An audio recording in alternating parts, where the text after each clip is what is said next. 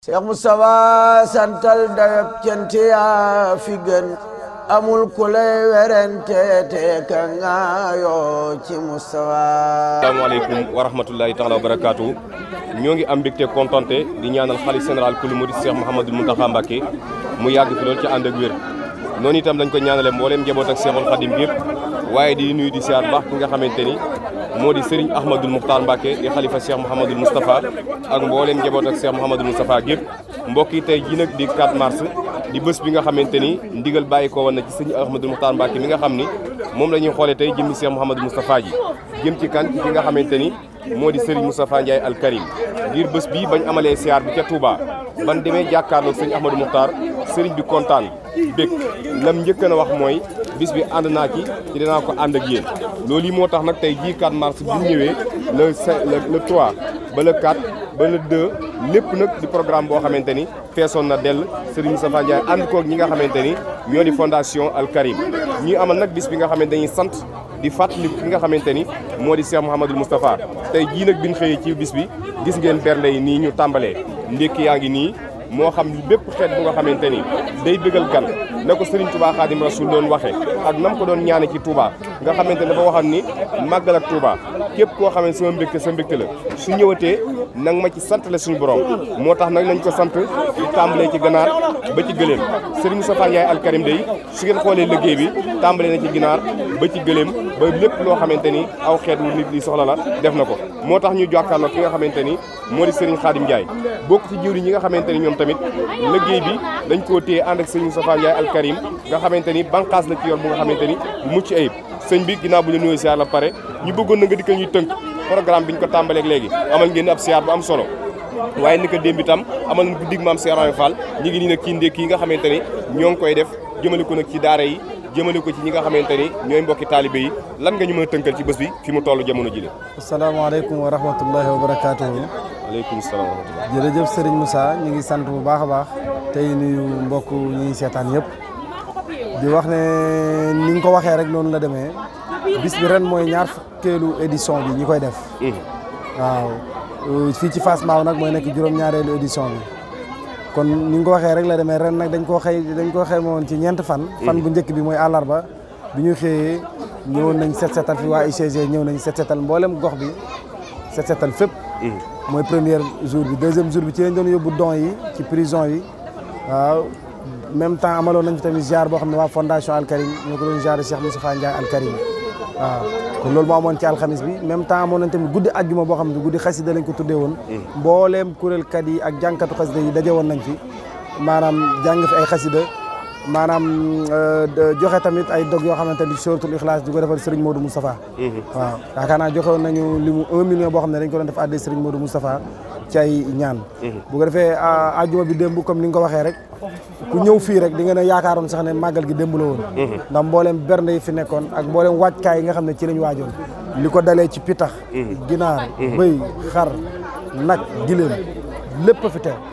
waaw kon démb guddi Cheikh Ibra bi tamit ñëw tëj démb guddi gi bi ñu xëyee tey gis ñu ngi nii ci baas bi tàmbalewaat liggéey bi mboolem luy xeetu ndékki maanaam ci wàllu xeetu ñam yu wuute defar nañ ko fi fas yéene koo benn gan yi maanaam lii daal mooy tàmbale bis bi wax dëgg yàlla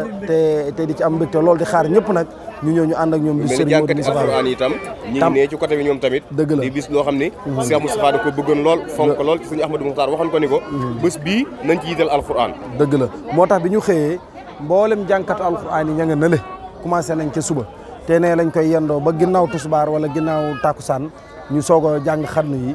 ñu soog a nag jublu nag ci programme bi incha allah. incha allah kon jërëjëf Serigne Moussa. kontaan nañu bu baax kontaan nañu baax sëñ Xaadim jërëjëf mu Al Karim ñu ngi lay ziar baax ñu ngi delloo ziar bu wér macha tey allah nag ñu ñëw fii àndanteeg yéen ci bés bi nga xamante ni fondation Al Karim ñi ngi koy def yaakaar naa juróom-ñaari at fii ci Fass Mbao dëgg la waaye nag ren mooy ñaar fukkeel bi yoon 20e édition ñu bëggoon nag nga dikkal ñu rek ci organisation bi gis nañ tey bi ñu ñëwee ci suba si yéen a ngi ci wàllu bernde ndékki yi muy mel ni ay xeet yu fasantikoo la ñu bëggoon d'abord sax nga tàmbalil ñu seen diggante ak Al Karim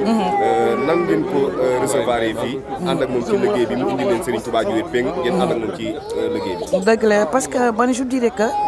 su may wax dama naan Al Karim ba ma ko xamee léegi léegi mu mat